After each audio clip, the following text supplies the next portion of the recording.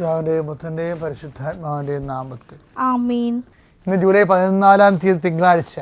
അമ്മയോട് ചേർന്ന് പ്രാർത്ഥിക്കാം. അമ്മേ പരിശുദ്ധമ്മേ, അമ്മേ പരിശുദ്ധമ്മേ, ദേവമാതാവേ, ദൈവമാതാവേ, കൃപാസനത്തിലൂടെ ഞങ്ങൾക്കും ഞങ്ങളുടെ ദേശത്തിനും അമ്മ മധ്യസ്ഥം തേടി തന്ന എല്ലാ അനുഗ്രഹങ്ങൾക്കും കൃപകൾക്കും ഞങ്ങളിപ്പോൾ ഹൃദയം നിറഞ്ഞ നന്ദി പറയുന്നു. അമ്മേ പരിശുദ്ധമ്മേ, ദേവമാതാവേ, 2004 ഡിസംബർ 7 തീയതി ഉച്ചകഴിഞ്ഞ് 2:30 കൃപാസനത്തിൽ സംഭവിച്ച അമ്മയുടെ പ്രത്യക്ഷപ്പെടലിനെ കുറിച്ച് തിരുസഭയ്ക്ക് സമർപ്പിച്ചിരിക്കുന്ന പഠനരേഖകളുടെ സഭാത്മകമായ പഠനം ആരംഭിക്കുവാൻ ഞങ്ങൾ പ്രാർത്ഥിക്കുന്നു. അമ്മേ പരിശുദ്ധമ്മേ, ഭൂസ്വർലോകങ്ങളുടെ രാജ്ഞിയായ അങ്ങേയ്ക്ക് ഭൗമ സംരക്ഷണത്തിനായി പ്രപഞ്ചപ്രകൃതിയെ തന്നെ തിരുസഭ പ്രതിഷ്ഠിക്കുവാൻ ഈ പ്രത്യക്ഷീകരണം വഴി ഇടയാക്കി പരിശുദ്ധമ്മേ, ജപമാല മാതാവേ, സകല കൃപാസനം പ്രാർത്ഥനകളോടും ചേർത്ത് ഞങ്ങളിപ്പോൾ പ്രാർത്ഥിക്കുന്ന ഈ കുടുംബത്തിന്റെ പ്രത്യേക നിയോഗം. മക്കളെ,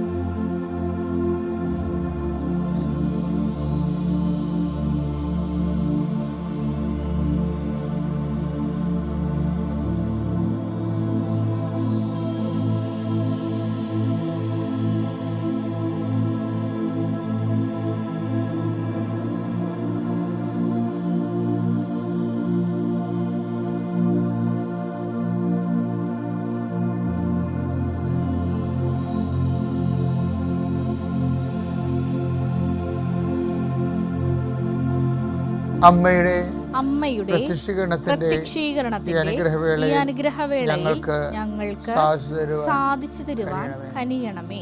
വിശ്വാസ പ്രമാണം. സർവശക്തനായ പിതാവും ആകാശത്തിന്റെയും ഭൂമിയുടെയും സൃഷ്ടാവുമായ ദൈവത്തിൽ ഞാൻ വിശ്വസിക്കുന്നു. അവിടുത്തെ ഏകപുത്രനും ഞങ്ങളുടെ കർത്താവുമായ ഈശോമിശിഹായിലും ഞാൻ വിശ്വസിക്കുന്നു.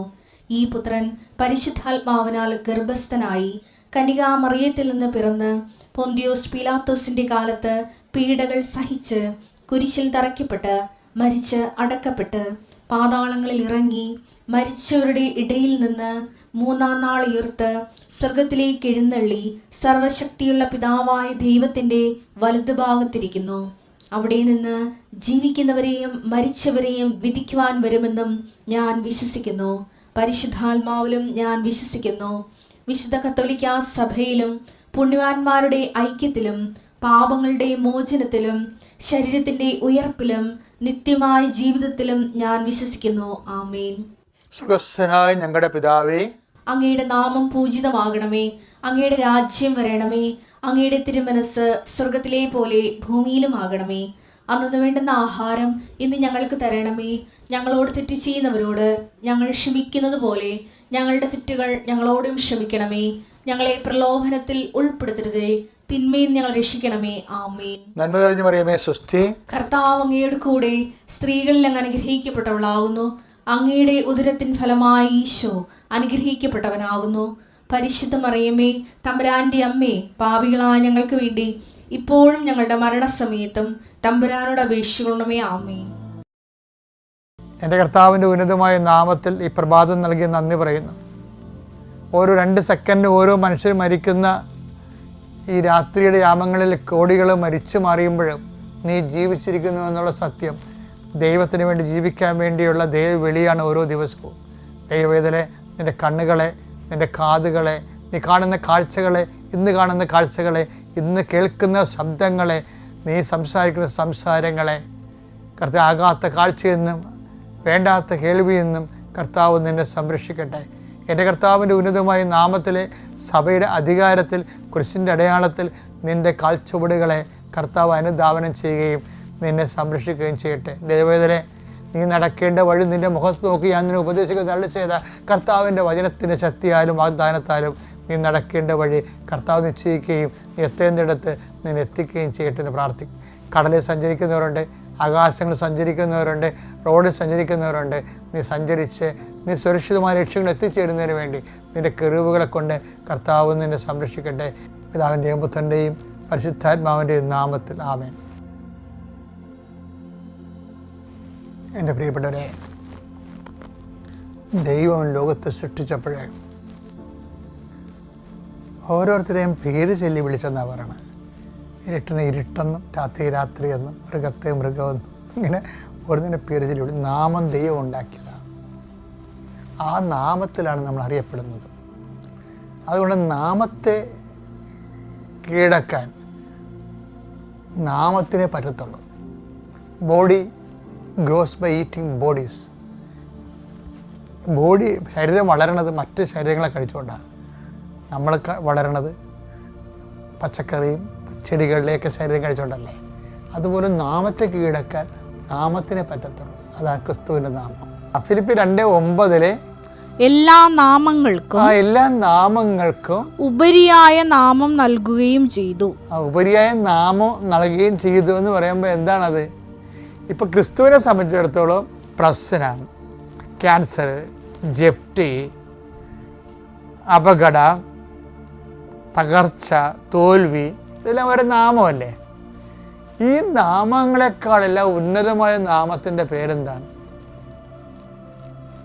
കർത്താവ്. കർത്താവ് എന്ന് പറയുമ്പോൾ ഇതെല്ലാം അതിൻ്റെ താഴെയാണ് നിൽക്കുന്നത്. ഒരു വിഷയം ഉണ്ടായാൽ കർത്തനാമത്തിലുള്ള വിശ്വാസവും സ്നേഹവും കൊണ്ട് നമ്മൾക്ക് ക്രിസ്തുവിൻ്റെ പേരിൻ്റെ ഒരു നാമം, ക്രിസ്തു എന്ന് പറഞ്ഞൊരു പേരില്ലേ, ആ പേര്, ആ നാമത്തിന് ഒരു അനുഭവമുണ്ട്. ആ ക്രിസ്തു എന്നുള്ളൊരു പേരല്ല. കർത്താവ് എല്ലാ ഉന്നതമായ നാമവും ആരാണ്? ക്രിസ്തുവിൻ്റെ നാമം. ക്രിസ്തു എന്നുള്ളത് എന്താണ്? ഒരു പേരല്ലേ. ആ പേരിന് എൻ്റെ അർത്ഥതലങ്ങളിൽ ഒരു അനുഭവമുണ്ട്. എന്താണത്? അഭിഷേകം, അഭിഷിക്തൻ എന്നാണ്. ക്രിസ്തു എന്ന് വെച്ച് കഴിഞ്ഞാൽ അഭിഷിക്തൻ എന്ന അർത്ഥമുണ്ട്, മിശിക. അപ്പോൾ അതിൻ്റെ അർത്ഥം എന്താണ്?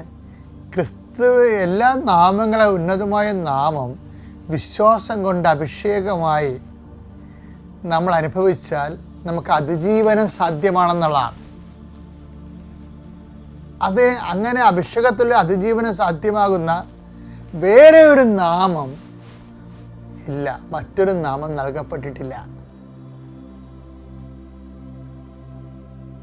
അത്യപൂർവ ദൈവാനുഭവങ്ങൾ ഇനി നിങ്ങൾക്കും സ്വന്തം. ഈ യൂട്യൂബ് ചാനൽ ഇതുവരെ സബ്സ്ക്രൈബ് ചെയ്തിട്ടില്ലെങ്കിൽ ഇപ്പോൾ തന്നെ സബ്സ്ക്രൈബ് ചെയ്യുക. ഈ വീഡിയോ ഇപ്പോൾ തന്നെ നിങ്ങളുടെ സുഹൃത്തുക്കൾക്ക് ഷെയർ ചെയ്തുകൊണ്ട് കർത്താവിൻ്റെ പ്രേക്ഷിതരാകുക.